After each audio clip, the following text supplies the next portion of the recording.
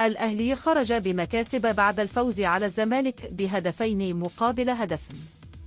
إدارة النادي قررت صرف رواتب أغسطس وسبتمبر، وأيضا مكافأة الفوز التي كانت متوقفة.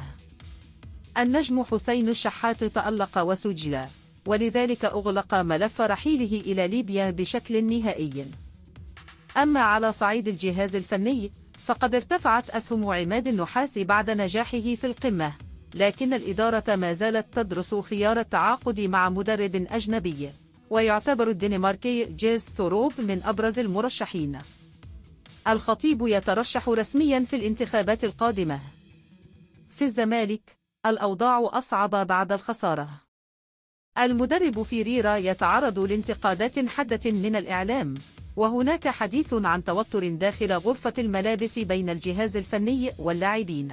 الجماهير بدورها عبرت عن حزنها، وظهرت لقطات لمشجع يبكي بعد المباراة لتنهال عليه رسائل الدعم: دموعك غالية علينا.